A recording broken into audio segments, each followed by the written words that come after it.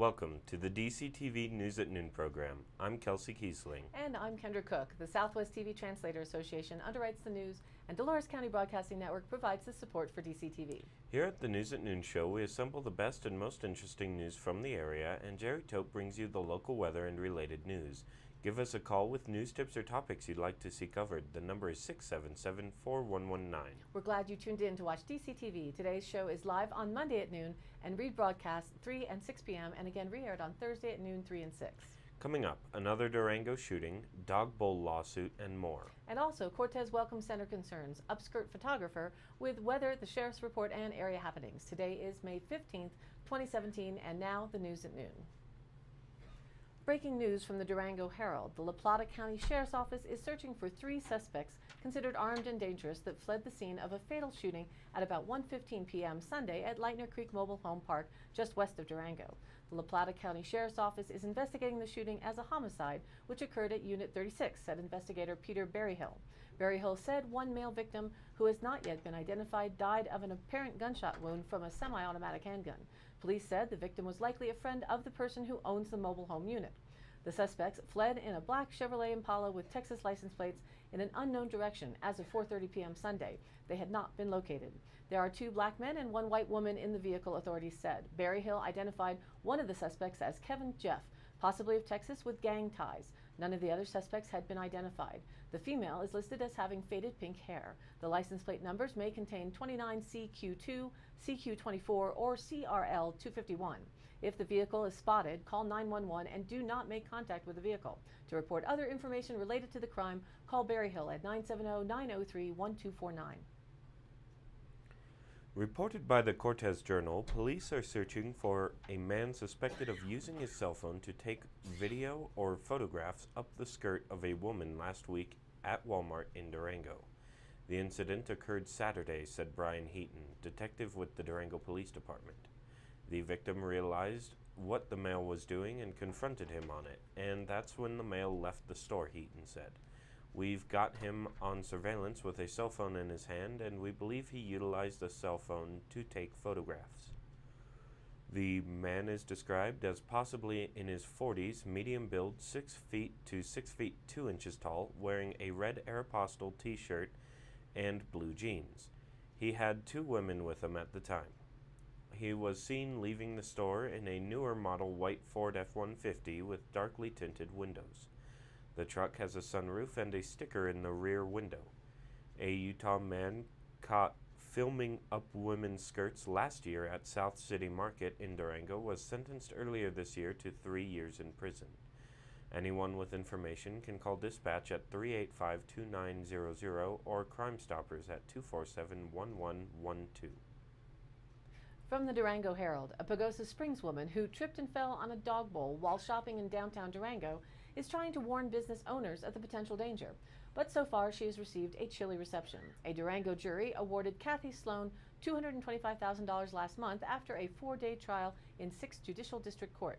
The injury occurred December 8th on 2014 in front of Maria's Bookshop at 960 Main Avenue. Sloan purchased a couple of greeting cards and was leaving the store when she sidestepped a woman carrying an infant, landing on a dog water bowl with her left foot and twisting her right ankle. The bowl sat under a water spigot against a wall at the front of the business. The misstep broke several bones in Sloan's right ankle, which required a metal plate and 10 screws to repair. She still lacks feeling in her right foot. Maria's Bookshop kept the dog bowl on the sidewalk until the trial, 812 days after the accident. Since learning of the successful lawsuit, other businesses have dug in their heels and kept their dog bowls. Some have posted signs above them saying it is in compliance with the city codes. The incident highlights the issue of what's allowed on sidewalks often crowded by tourists and how far a dog-friendly town should go to accommodate furry friends in places people frequent. Peter Schertz, owner of the bookstore, said it was an unfortunate accident, but he's had the dog bowl outside his business for about 17 years and that it's the only incident. No one had ever complained about it, and the City Code Enforcement Department had not warned him about it, he said. While the dog bowl has been removed, customers can come in and pick up dog treats, he said.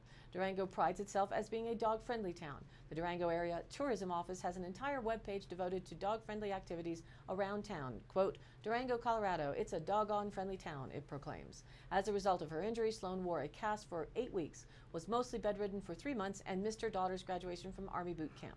She's a former professional athlete who has run more than 20 marathons and competed in 5 Ironman competitions in Hawaii, Canada, and Japan, according to statements she made under oath. She still has numbness in her right foot. She can walk, but is unable to run.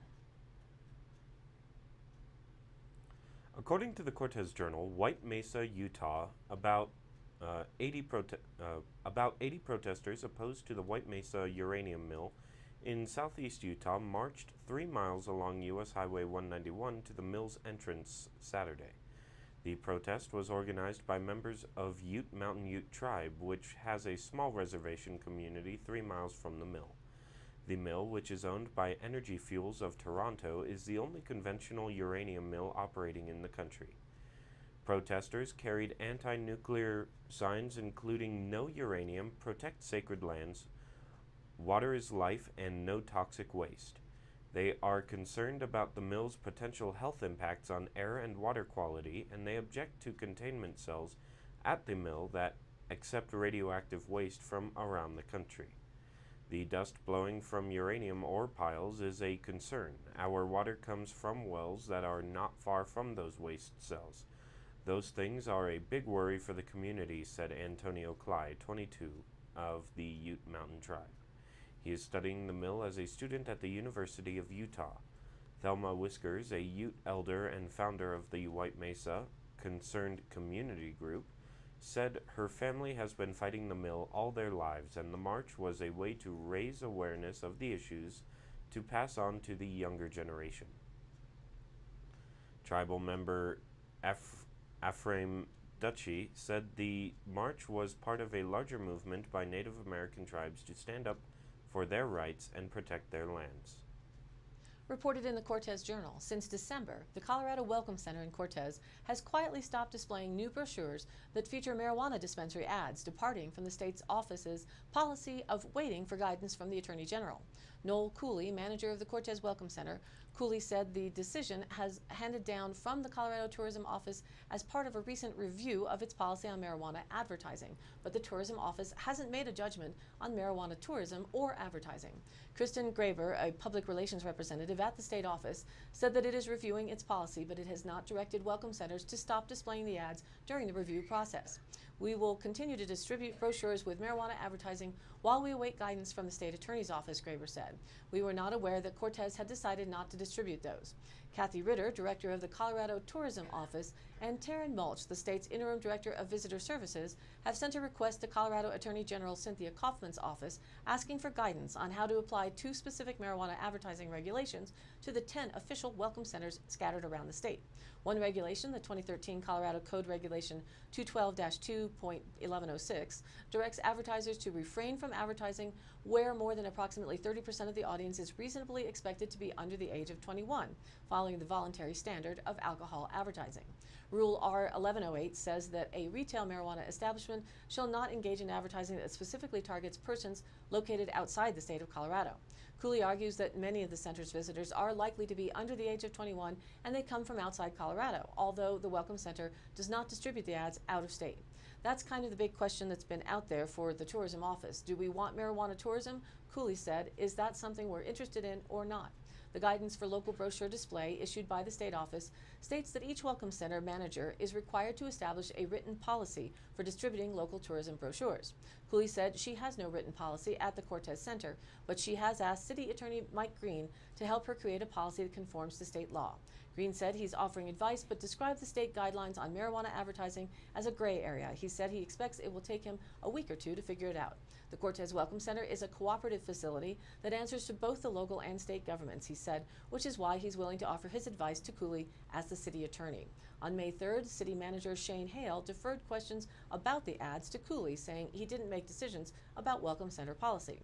This ruckus is on the heels of an article published last week in the Dove Creek Press, wherein a spotlight was shown on the sentiment of the Cortez Welcome Center staff towards the town of Dove Creek, which were less than favorable. Hopefully, with new visitor brochures that are in the works by the new Dove Creek Chamber, that issue also will be resolved. Reported by the Cortez Journal, the investigation into the cause of the Western Excelsior fire points to a faulty ventilation fan in a sharpening shop. Mancos Fire Chief Tony Aspermont said that current burn evidence indicates a spark or heat from the fan's motor as the probable point of origin for the fire.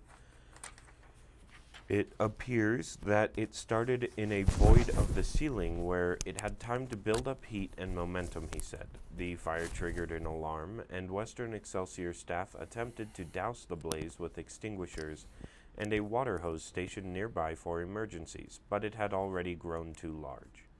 All employees were evacuated safely and no injuries were reported.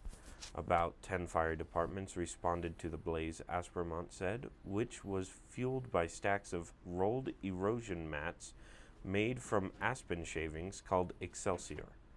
Several nearby residents were temporarily evacuated Monday, and the fire continued to smolder into Tuesday. The large mill did not have a fire sprinkler system, and the facility was not required to have fire inspections because the town of Mancos has not adopted a fire code, Aspermont said. The mill facility is partly within Mancos town limits and partly within Montezuma County. Neither government has fire inspectors, county and Mancos officials said. Aspermont said the all-volunteer Mancos Fire Department is tasked to fighting fires and responding to emergencies and is not equipped for fire inspections. The department does not have the budget for a program. And now here's our weather report. Today's high temperature is expected to reach 70. Winds this afternoon are to reach 15 to 20 miles per hour at least, with gusts up to 35. The big weather item for today is the red flag warning that began at noon and will continue until 7 p.m. With these winds, take extreme care and no chances, or you might end up buying 1 million acres of property in a hurry. Tonight, even though prevailing speeds will drop off slightly, gusts may reach even higher at up to 40. Somehow or other, it is not at all unusual for speeds to be 10 miles an hour above forecasts on a regular basis here. I was in a hole deep enough to be out of the wind all day yesterday and still felt wind burned by the end of the day. Snowmelt is expected to bring Elk River, Duchesne River, and Surface Creek above Cedar Edge, the North Fork of the Gunnison at Hotchkiss, and the Mancos River to bank-full conditions. They are not expected to flood, but some minor tributaries may, so hikers beware and prepare and plan. Incoming storms may push these areas harder, with tomorrow and the rest of the week being 12 to 20 degrees cooler due to incoming storm systems. Tuesday night is when the clouds will thicken up, and Wednesdays is initially forecast at 60% chance showers likely. Probably beginning in the afternoon with rain before 11 p.m. and then a mix of rain and snow till midnight and snow after midnight. Snow elevation is expected to drop to 5,000 feet. By 9 a.m. Thursday, rain should take over as the day warms. Thursday is also expected to leave between 6 and 10 inches of snow in the mountains of the western slope. Too early to tell for sure about the weekend, but by Wednesday we should know if hopes for warming and drying are accurate. Rain and higher elevation snow will spread across northern California and the Pacific Northwest through the Intermountain region and into the northern Rockies. Portions of the Cascades are likely to have periods of heavy precipitation. East of the divide, scattered to numerous showers and thunderstorms will develop from the southern high plains through the upper Midwest and Great Lakes region. That front will then move out through the upper Midwest to Canada by midweek. Any one of those scattered thunderstorms has the potential to become strong to severe. Cooler air will pour into the northern high plains, hurting heavy rainfall in portions of Minnesota, Wisconsin, and northern Michigan, and may lead to rapid runoff and flash flooding. 3 to 4 inches of rain have been forecast for that region. In the northeast, rain will diminish through the day and into tomorrow morning, while in Florida's southern tip, rains will be there for today and tomorrow. For the 5-day forecast, we expect to chill out for the rest of the week, with tomorrow's high 12 degrees down from today, beginning at 59 and dropping another 10 down to 49 degrees by Thursday, then climbing through Friday to Saturday's not yet balmy 61. Lows will be all over the 30s, with Wednesday and Thursday into freezing near 30. Middle week precipitation of various kinds, wind and a red flag warning. Bank-full rivers and some tributaries flooding. It is springtime in the Rockies, and summer just a heartbeat away. Now back to the news. Reported by the Cortez Journal, at their meeting May 8th, Montezuma County Commissioners voted to temporarily close County Road X to motor vehicle traffic because of concerns about invasive mussels. The road will be closed for at least 30 days near the Sage Hen area, where Road X runs just north of McPhee Reservoir, about a quarter of a mile east of the intersection with Road 25, according to Montezuma County Road Superintendent Rob Engelhardt. Commissioner Larry Don Sukla said on Friday that Bureau of Reclamation representatives were working on closing it. Commissioner Keenan Ertel said board members visited the site this month and learned that people could drive off the road and access the lake to fish or launch boats. People doing so along that stretch of road were avoiding boat inspections that are used to detect invasive quagga and zebra mussels, Ertel said. We agreed that it was a very vulnerable area, he said. Commissioners James Lambert and Sukla voted with Ertel to declare an emergency situation and temporarily close the road. There will be a public hearing on the future of the road closure within 30 days, commissioners said. Foot, horse, and bike traffic will still be allowed on the road. However, Engelhardt discouraged parking along the side of the county road near that area. Ertel said the commissioners couldn't risk the lake getting contaminated. If mussels were to reach McPhee, they could spread quickly and cause damage to irrigation equipment and McPhee Dam. Researchers report in the May 2nd Cell Metabolism book that you have been waiting for an exercise in a pill. A drug called GW501516 has dramatically increased endurance in couch potato mice, even after a lifetime of inactivity. It appears to work by adjusting the body's metabolism, allowing muscles to favor burning fat over sugar. Couch potato mice prodded into an exercise program ran for an average of about 160 minutes on an exercise wheel before reaching exhaustion. Heck, isn't that enough? Who are they calling a couch potato anyway? I have a long way to go to get that 160 minutes. But mice given the drug for 8 weeks could run for 270 minutes on average. Molecular biologist Michael Downs and colleagues found that they had spent their whole lives taking it easy. These mice were burning fat like conditioned athletes after the pill. Normally, running, cycling, or other prolonged exercise eventually depletes available glucose in the blood, leaving the brain short of energy. The brain then sends an emergency stop signal. Athletes call this hitting the wall. At this point, if you reacted on feelings without a more complete education, you might think exercise was bad for the brain. But we do know that no exercise is also bad for the brain. So it is for rats. Training and conditioning shift the body to burning fat for energy, leaving an ample supply of glucose for the brain and other organs. Scientists at the Salk Institute for Biological Studies in La Jolla, California, developed the drug to activate a protein that regulates genes triggered to exercise. During exercise, they believe it's tricked the body into thinking it's done some training. The drug has been under study for more than a decade. Previous research had found that it could improve endurance, but only when combined with regular exercise. The goal is not to boost athletic performance, though, but to help those who can't exercise, people who are sick, disabled, or elderly. It may also help people who are obese or diabetic and don't have the stamina for even short-term exercise. Rick Vega, a molecular and cellular biologist at Stanford Burnham Presbyterian Medical Discovery Institute in Orlando, said, "We know a lot about exercise, but we still don't know how we obtain all the benefits." He was not involved in the experiment. The next step is really to show this has value in medical application. To state the obvious, mice are not humans.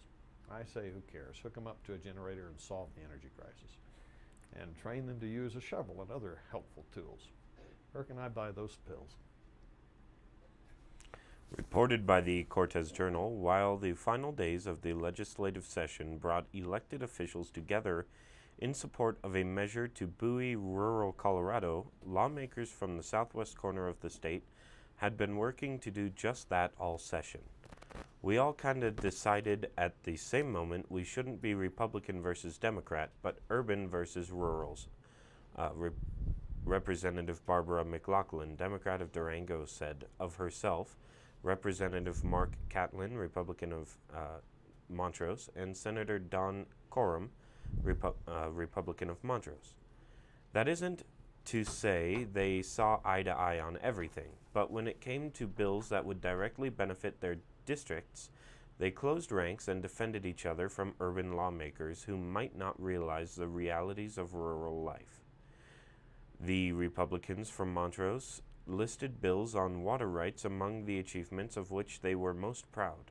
Senate Bill 36, which addresses what information can be presented during an appeal of a water rights ruling, was Coram's top achievement. For Catlin, it was SB 117, which recognizes hemp as a legitimate product for the purpose of determining water rights usage. McLaughlin cited House Bill 1003, her signature bill of the session, which requires the Departments of Education and Higher Education to conduct a study on the teacher shortage and craft a strategic plan to correct issues of decreased enrollment and teacher retention. The three lawmakers agreed that the biggest disappointment was the death of HB 1242, the big transportation funding measure, which would have raised hundreds of millions of dollars annually for transportation infrastructure through a half-a-cent sales tax increase. While they didn't believe it was necessarily the best transportation option, they said the fiscal conservatives on the Senate Finance Committee striped the opportunity for taxpayers to weigh in. The Department of the Interior has announced the first ever formal public comment period for members of the public to officially weigh in on monument designations under the Antiquities Act of 1906, and the department released a list of monuments under review under the President's Executive Order 13792, issued April 26, 2017. A public comment period is not required for monument designations under the Antiquities Act. However, Secretary of the Interior Ryan Zink and President Trump both strongly believe that local input is a critical component of federal land management. Comments may be submitted online after May 12th at regulations.gov by entering DOI-2017-0002 in the search bar and clicking search, or by mail to Monument Review at the address listed on their website. The department will shortly publish a notice in the Federal Register officially opening the public comment period. Written comments relating to the Bears Ears National Monument must be submitted within 15 days of the publication of that notice. Written comments relating to all other designations subject to Executive Order 13792 must be submitted within 60 days of that date. For our area, in addition to the Bears Ears, the Canyons of the Ancients National Monument is a close land issue on their list. Secretary Zink said the Department of the Interior is the steward of America's greatest treasure and the manager of 1/5 of our land. Part of being a good steward is being a good neighbor and listening to the American people who we represent. The action, initiating a formal public comment process, finally gives a voice to local communities and states when it comes to Antiquities Act monument designations. There is no predetermined outcome on any monument. He said, "I look forward to hearing from and engaging with local communities and stakeholders as this process continues." And now for the Dolores County Sheriff's Roundup for the week of May 8th through the 14th. A deputy was requested in the court office to deal with an unruly subject. The individual agreed to leave after coming to an understanding with the deputy. Deputies were dispatched to deal with a property dispute within town limits. The sheriff's office received a report of threats within the town and a request for medication. A deputy was dispatched to assist. A local business requested the removal of 2 problematic hitchhikers from their storefront. Deputies gave them a courtesy ride. A civil standby was performed at a local business. A welfare check was performed on a senior citizen in town. That's it for today's roundup. Stay tuned for continuing updates. For today's High Canyon Country happenings, the Dolores Ranger District plans to conduct a prescribed burn this week starting May 15th at Trimble Point, about 13 miles north of Dolores, just south of the intersection of National Forest Roads 514 and 523. The maintenance burn will reduce ground litter by mimicking historic fire return intervals on 1,515 acres of national forest lands originally burned in June of 2007. Both hand and aerial ignition methods will be used for 2 to 4 days. Smoke is expected to settle into the McPhee Reservoir area overnight and may be visible from the Dolores and Groundhog Reservoir areas. Exact timing of burn operations will be dependent on weather and fuel conditions. For more information, please contact the Dolores Public Land Center at 970-882-7296. Some more informational happening news. There will be an irrigation water management workshop, 2 classes. One Thursday, June 1st from 10 a.m. to 1 p.m. in Mancos, and then Wednesday, June 7th from 10 a.m. to 1 p.m. in Lewis. Call the High Desert Conservation District for more info and to sign up at 529-8365. Lunch is provided, so please RSVP. And enroll now at the Southwest Colorado Community College to express your creativity in the growing field of cosmetology. Learn about various beauty treatments, including makeup, hairstyling, nail care, and skincare techniques. A degree opens up several career paths for those looking to become hairdressers, makeup artists, or cosmetologists. Their full-time hairstylist program and part-time nail technician programs start this fall semester. Applications are due by June 1st. Call 970-564-6210 or 564-6201 for more information, or pick up an application at the Go Zone at 33057 Highway 160 between Mancos and Cortez. All of these happenings are posted on our DCTV News at Noon Facebook page, along with the embedded YouTube replays, weather and original stories, and local posts. To share your event or information, contact us. It's email dcbnnews@gmail.com or call the station at 677-4119, and we'll be sure to get your news on air. Thanks for tuning in. This program airs live at noon Monday through Wednesday, then it is rebroadcast at 3 and 6 p.m., and again re-aired Thursday, Friday, and Saturday in the same order at noon, 3, and 6. And again, be sure to check out our Facebook page. It has all the links and details with original stories, video replays, and please like us there and share the link. For Kendra Cook, Jerry Tope, and everyone at DCTV with the News at Noon program out of Dove Creek, USA, I'm Kelsey Kiesling. Thanks for watching.